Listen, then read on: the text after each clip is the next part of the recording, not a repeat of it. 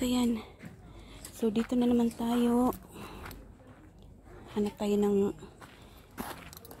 magagandang mga mabibili dito. Ayan. Plato. Mga sapatos. Wala eh. Ano pa ba yung iba? Ayan ako. Ganda itong mga plato nila. Oh. Ano ba ito? Made in France talaga. Oh. Diba? Pwede pa yan eh. Pero hindi tayo bibili niyan kasi hindi natin kailangan yan. Ito mga plato ito. Oh. Ang magaganda. Oh. Pop. Ayan. Ito ang magaganda. Oh. Grabe, sobrang init. Ayan o, gaganda o. Ano tayo ng mga pwede nating mga tools naman ito. Ay! That's o.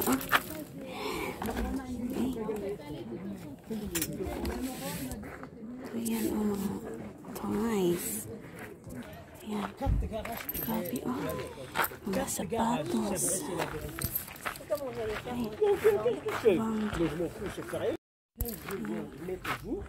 Mga damit. Mga plato.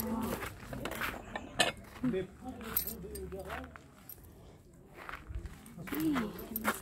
Patas o. Ouais, si. Mais... oui, si, je vois. Ayan.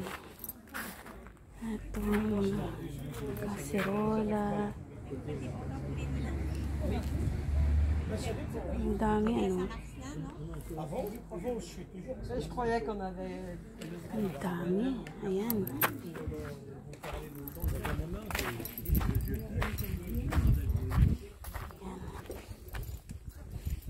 Ay, maganda to, oh. 3 euro. Ayan. Ito guys, mga semi-precious stones. Tourmaline. Quartz listing. Ayan, oh. Tapos may binta pa siyang mga cellphone, oh. Ericsson. Oh, diba? Ewan ko magkano talagang binta nito. Ayan, oh. Ay! Ayan, mga old. Ano. Ayan. Ito, ano mga benta nila dito? Balik tayo sa kabila. Ano to? Radyo? Radyo, oh. Ang cute. Ito, oh. Flashlight. So, may umbrella. Kukunin natin yung dalawa. Umbrella, sorry. Hat. Ayan. See? Nakuha nila yung, ano, benta. Ay, nako, sobrang init. Merci beaucoup, madame. Ayan, nabili natin sa kanya. Ayan. Ano kaya ito? Ay, ayan, oh, mga laruan. Ay, Diyos ko, mga damit. Init, sobrang init. Ayan. Marami eh. Mainit lang masyado. Ito mga gamit. Oh.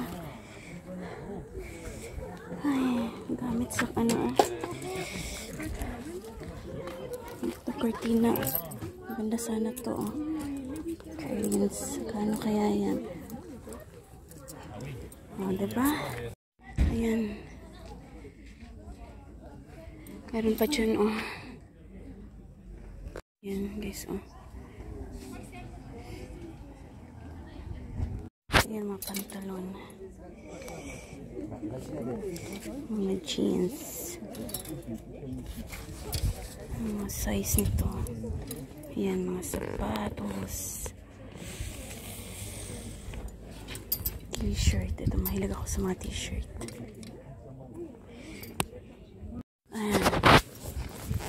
Ayan, oh.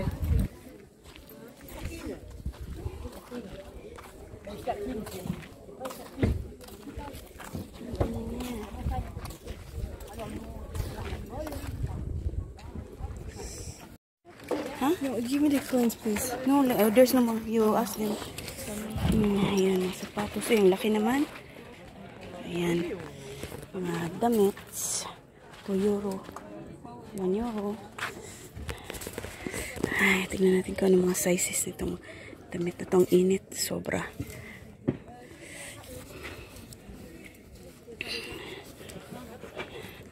Ito.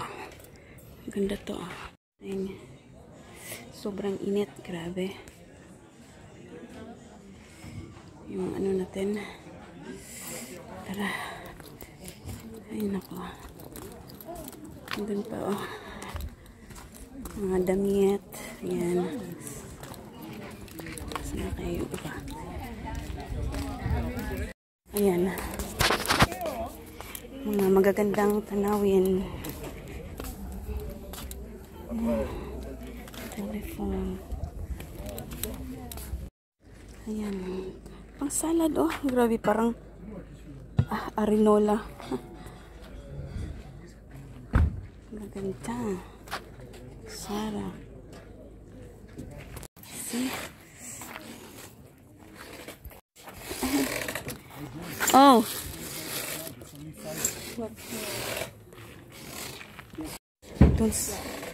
Yeah. Ay, nako. Ano pa ba yung iba? Ang daming charger. Ilan na ashte? Alright. Toys. Wait, no, do it. Look, there's a lot of cell phone. May mga relo pa, oh. Kano kaya yan? C'est tout parti ce matin. So, Lui, il marchait l'autre fois, C'est je des l'avais petits vu. no- ayun guys, tapos na tayong mamili. Namili ako ng kung ano-ano. So, hindi naman ibig sabihin na ano siya, na second hand. Parang okay-okay ba sa atin? Diba? So, hindi ibig sabihin okay-okay na wala na mga silbi. Siyempre, alam naman natin yan eh. Ayan, tapos na siya, oh. So, pinagliligpit na niya. Uwi na siya sa kanila. Sobrang mainit kasi ngayong panahon na to. Kaya, ayan. Siyempre ako, may nabili ako. Ayan, nabili ko. At saka nabili ko yung, ano, yung sombrero. Diba? So, yun guys, uwi na kami. Uwi na kami. Kunti lang yung nabili natin. So, sa makikita nyo kanina guys, usually yung mga binibenta nila, yung mga decoration sa bahay, mga plato, 'di ba? Tsaka yung iba din, minsan naghahanap ako ng, alam niyo yung ano ba tawag diyan, yung mga gamit sa carpenters, yung pang mga barena, mga ano ba yung tawag sa atin diyan, basta minsan kasi nakakahanap ka ng mura, tsaka mga okay pa. So, syempre, kaya lang hindi ako bumibili ng pag may mga ganyan, bili agad, hindi. Kasi marami pa dito yan. Yan talagang pinakauso dito guys, yung tatawag ng brocant. Pinakauso yan na na parang every barangay may mga ganyan. So dapat sana ganyan sa Pilipinas, ano? 'Di ba ang ganda ng ko nabili ko? Magkano lang yan? Oo. So hanggang dito na lang muna guys, kasi masyado nang mainit. Uwi na kami. Saka sobrang gutom na rin. Ayan. Bye-bye! So, ayan guys, oh. Nakita nyo yan, may nilagay silang pang block sa daan. Para maiwasan yung sasakyan na dadaan. Kasi andun yung doon, papunta doon, yung brocant or yung nanininda. Ano ba tawag dyan? Flea market. Ayan. So, usually talaga, kahit guys, kahit dyan, kahit, pinakalas yata, kahit malamig. November yata ang pinakalas dito sa around sa area namin na may flea market. Yung ngayong November ang pinakamalaki sa lahat talaga. So by September September 24, mayroon din ditong isang flea market na medyo mas malaki dito ng konti sa siguro sabihin na lang natin mga times 2 or times 3 bigger sa ano natin. So, ang mangyayari ngayon, ito sila, yung mga nagbebenta dito, pupunta din sila sa, kailan ba? Next week, in 2 weeks, ayan. So, usually, ano yan, or Sunday, or mga holiday, yung mga flea market na yan. Hindi sila nag-flea market ng Lunes, o weekend, hindi.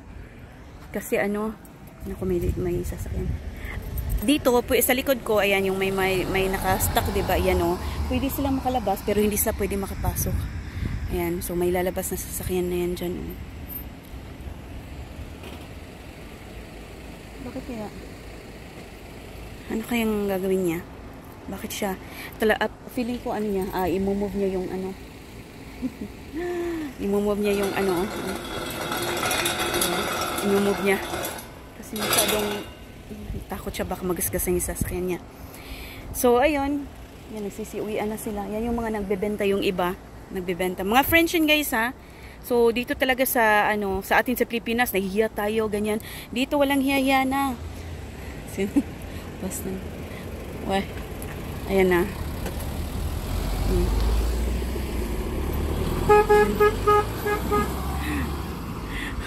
Nagalit yung babae, eh. Ayan ako. Talagang inaano niya. O, diba? So, yan. Yan na yan. Tapos, next week, in 2 weeks pala, doon naman tayo sa, hindi ko lang alam kung available kami. Pero, kung may time, makababa kami. Sa mas malaking, sa town talaga, proper town. So, we'll see kung makakapunta tayo. Mas marami doon. Pero, hindi ko alam kung makakapag-video tayo doon kasi, nahiya ko maraming tao doon. Ayan. At saka masyadong mainit ngayon. Kaya yung mga tao, hindi masyadong, hindi masyadong nagsilabasan. Kasi parang nasa 35 degrees yata ngayon. Sobrang init pa rin. Last year, naalala ko itong place na to, mas marami siya last year. Pero ngayon parang kumuti. Excited nga ako kanina pagbaba namin. Kasi nga, naalala ko yung last year, mas maraming binibenta. Pero ngayon, maliit lang. Konti lang sila. Kasi masyadong mainit. Kahit na medyo mahangin, mainit pa rin. So, ayan. Okay na yan. At least, bisita lang. Alam niyo na. So, next week, we'll see. At saka, bali may dalawa pang flea market na pupuntahan natin. Kung hindi tayo busy. Ayan. Tignan nyo, guys. Ito kung titignan nyo, diba? Wala talaga. As in, sobrang tahimik. As in, wala. Usually kasi kami dito kami dumadaan pag papuntang school or papuntang yung anak ko. Pero wala, sobrang tahimik. Ayan.